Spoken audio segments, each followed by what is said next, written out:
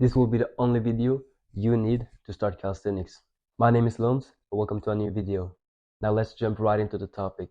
How to start calisthenics as a beginner. I will talk about warm-up, about exercises, skills, common mistakes, routine, programming, and also progressive overload. So those are the 7 things I'll talk about. And that will be everything you need to know to start calisthenics and also continue with your journey. My warm-up that I do right now is actually very good detailed and structured. And I have 5 different and important phases, but I will just tell quick about warm-up right now. And I can make a more detailed video if you all want that. So let me know down in the comment section if you all want it. Just comment warm-up vid and I'll see. But yeah, it's important to warm up your shoulders, your elbows, and your wrist. Here I will show you how I like to warm up. I like to warm up my shoulders by swinging them around like this, and then swinging them back and forth like this. And then I roll them in a bent arm position like this. Then for my elbows, I just roll them in circles as well, both ways, and I just roll my wrist.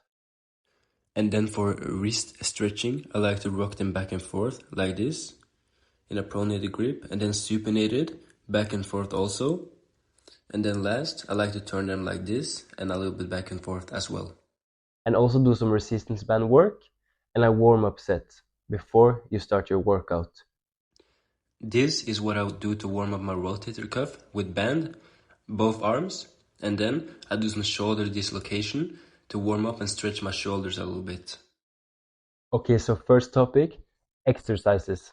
I'll talk about push, pull, and legs. For push, we have push-ups and its variations. You have to do 20 clean reps of normal push-ups, full range of motion, all the way up to chest to floor, and all the way up to arms locked up. Okay? And you have different variations of push-up. You have normal push-ups with shoulder width grip, and you also have wide push-ups, and you have diamond push-ups. And other than that, you can also vary to do explosive push-ups and clap push-ups. You can do decline push-ups or incline push-ups. Next up is pike push-ups. That's more on the shoulders. You have to do 10 clean reps, full range of motion, all the way down and forward, and all the way up and backwards. And then you can move on to elevated, where your feet is more up. And then you will have to do 8 to 10 reps of elevated pike push-ups. And then you can move on to wall handstand push-ups, where you have to do 5 to 8 reps. And then the last and final exercise for push is dips. You have to build up to 15 clean reps. Full range of motion as always, all the way down to 90-degree and elbows, and all the way up to arms locked out. And then when you get to 15 clean reps, you can start adding weight. And now, how to do push-ups if you cannot do normal push-ups? You can start on your knees, or you can have your hands on an elevated surface. And for pike push-ups, just build up that like high number repetition of normal push-ups, and then you can start doing some negatives of the pike push-up, and that's how we build up to it. And then you just gotta like be able to do 1, 2, 3, 4, 5 something reps, and then you start building the reps up and up until you have 10 reps of pike push-ups. And for dips, you can do band assisted dips, and you can also do negative dips.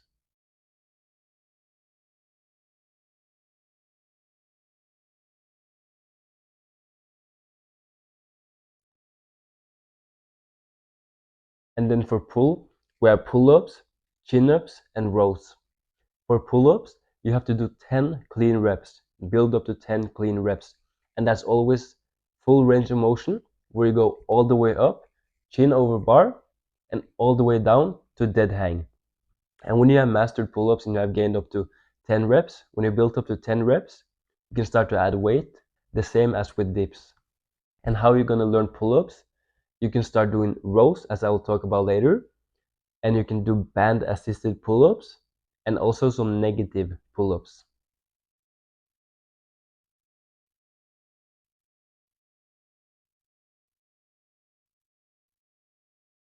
And then next up is chin-ups. It's basically the same as for pull-ups, but it targets your biceps more, and you'll naturally unlock it from learning pull-up.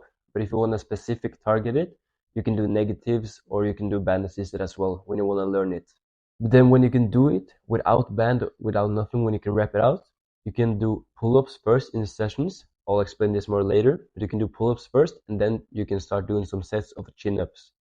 The chin-ups target more bicep and pull-up targets more lats. And then the last and final pull exercise is rows, bodyweight rows or Australian pull-ups. You have to build up to 20 clean reps, full range of motion, all the way up to chest to bar and all the way down to arms fully locked out. You can increase the difficulty by lowering your upper body and having the feet higher so your body is in a more declined position. Next up is legs. If you really care about legs in your physique, you can train legs. But if you don't, you don't have to train legs. Me personally, I don't train legs. And all high level athletes I've spoken to, they don't train legs either because it won't help with your skills if that's your focus. But then if you care about physique, you really should train legs. And for legs, we have different exercises. We have squats and we have jumping squats, more explosive. And then we have lunges, calf raises, Nordic curls, and pistol squat. Now let's dive into beginner skills. I'll talk more about intermediate and advanced skills in a separate video. But now let's talk about beginner skills. Okay, so for push, we have elbow lever, frog stand, and handstand. Elbow lever is not a really, it's not so much muscles work, it's more about balance. And it's not like a strong or impressive skills, but it looks cool and it can be fun for a beginner to learn and to get kind of into skills. And then frog stand is good for learning balance in handstand. It's actually something that you should work. And then last and final, we have handstand, which is very good to learn in the beginning, and everything will be easier to learning handstand push-ups and planche work. And then for pull, we have muscle up, which you should learn. And after learning muscle up, you can dive into tuck back lever and tuck front lever. And then you can move on the progressions. But that's more for intermediate and for advanced athletes. And the core skill you want to learn is L-sit. It's the best core skill you will learn as a beginner, and you will have the core strength to do any skill you want. And then if you want to learn some leg skills, you have three options. You can learn pistol squats and sissy squats, and the last one is dragon squats.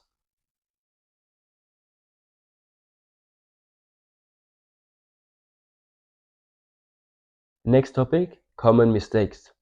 We have flaring elbows, lacking range of motion, lacking core engagement, rushing reps and steps in the exercises, and also rushing progressions in skills.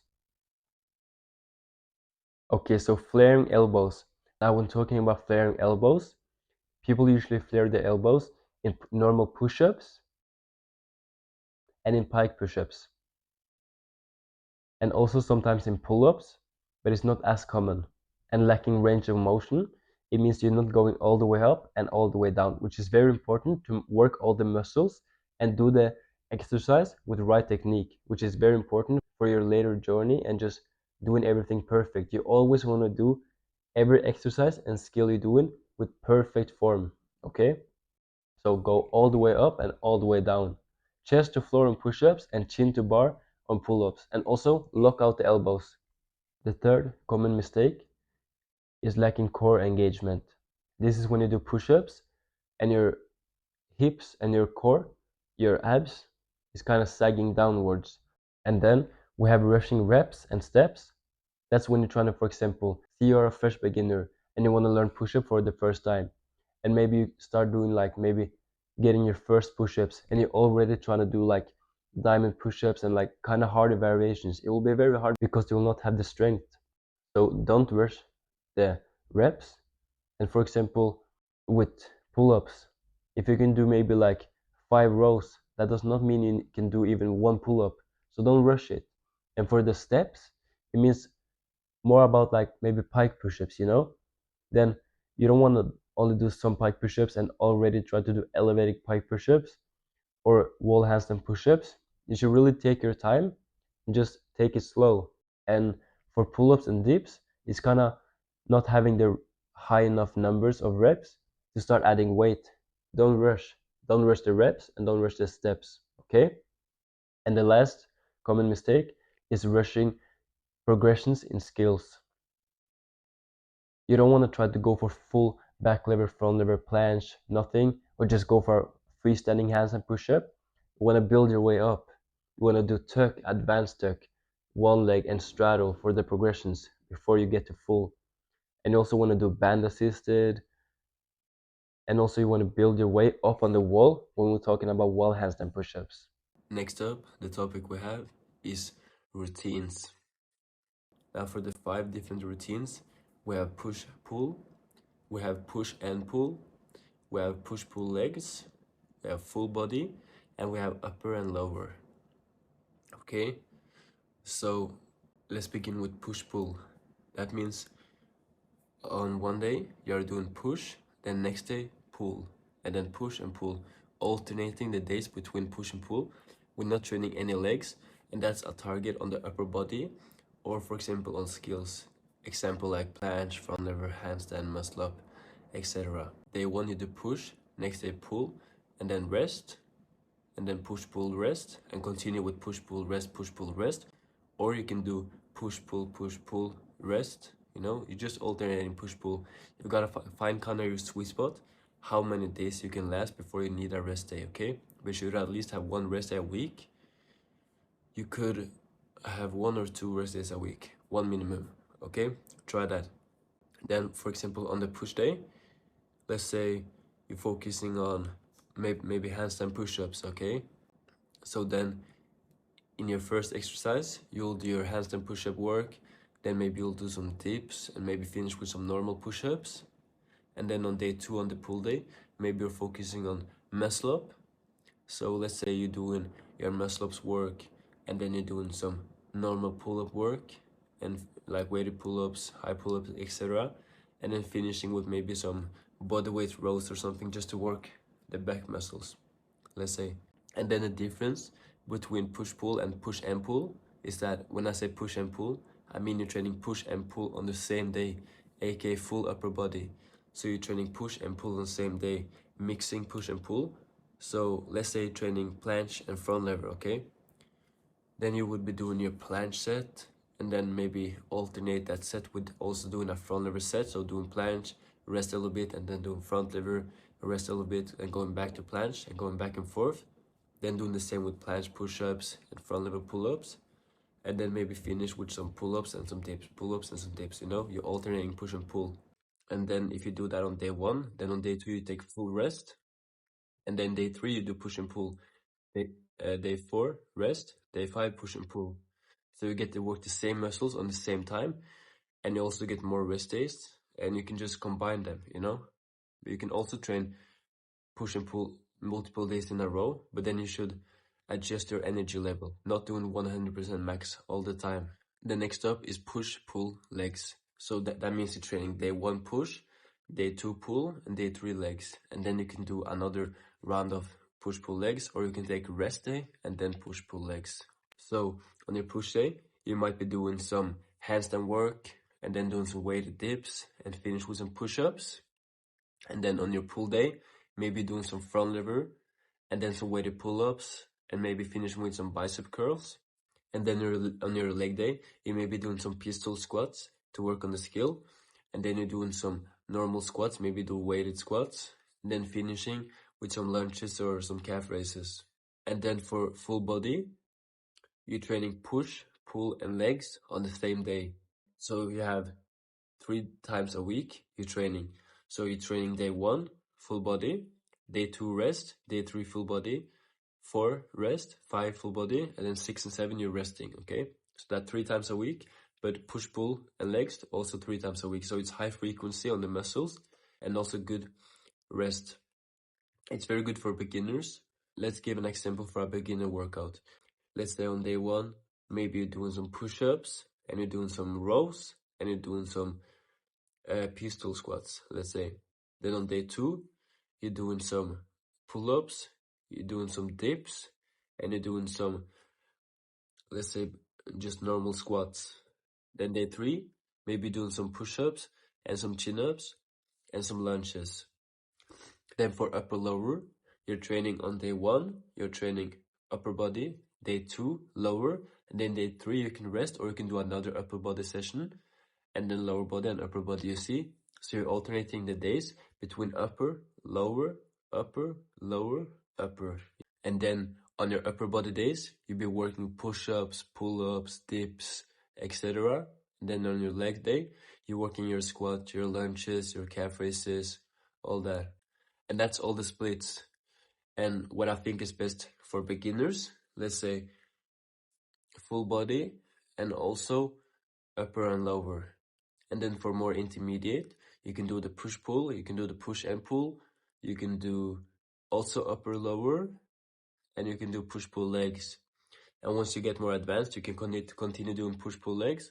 Or if you want to move more towards skills, I would do push and pull or push-pull, one of those. That's the best in my opinion. Like me personally right now, I'm training push and pull on the same day. Let's talk about programming. You always want to start with the hardest exercise and gradually move down to the easiest exercise. And when you're combining skills and exercises, you always want to start with skills. You always want to start with your skills, and that will be, for example, in a push session, you will start with your handstand, and then you will do your dips and your push-ups. And then for pull, you'll start with your muscle-up work or your lever work, and then do the pull-ups, chin-ups, rows, all that. Because you don't want to be too tired in your muscles when you're performing the skills. You always want to perform your skills at maximum performance. And now let's talk about sets, reps, and rest time. So sets, a good thing to think about is having around 3 sets is very good. If it's not so important exercise, 2 sets is enough, and 4 sets is for more higher volume. And then your reps, a good thing to think about is if you work under 10 or 8 reps, it's about strength. And then above 10, maybe 10 till 20, it's more about hypertrophy, or even 8 till 12 can be hypertrophy. And then over 20 or over 30 even, that's only endurance. And rest time, when you're a beginner and just performing exercises, you can rest 1 till 2, maximum 3 minutes if it's a very hard exercise. But try resting only 1 till 2 minutes. When I was starting, I always did my push-up set with only 1 minute rest in between sets. And then for skills, you need more rest so you're fully energized and have maximum performance. So that will be maybe 3 or 4 minutes or even more when you're more advanced. But for now, stick to 1 to 2 minutes and up to maximum 3 minutes in rest. The last topic of the video will be about progressive overload. So you always want to try to do more than you did your last training. That meaning 1 more rep, 1 more second, or 1 more set, or certain amount of more kilos when doing weighted stuff. And now one bonus thing I want to talk about is something called deload. It's very important, especially when you get more intermediate and advanced. But even beginner can use this, because if you reach a plateau where you don't progress anymore, this is what you need to do. It's called deload. And this is where you reduce your training intensity. So if you've been training very hard for some weeks, always going 100%, your body will be fatigued and you cannot progress anymore. So what you need to do is reduce the energy. What you can do is you're gonna train less days. Imagine you train 5 or 6 days a week. You try doing maybe 3 times a week, reduced by maybe 50% of everything. 50% of sets. So if you're doing 3 sets, you do rather 2 sets. Or easier, if you're doing 4 sets, you do 2 sets. But if when doing 3 sets, don't reduce it to only 1 set. Do 2 sets, okay? And do less reps or less hold time. And also you can maybe add a resistance band if it's something about maybe tuck front lever or about muscle up. Or you can add a resistance band, for example, for the dips or for the pull-ups. Just make the intensity easier. So reduce the sets, reduce the reps, reduce the weight you are pulling if you're doing weighted, or you can add a band to make it easier.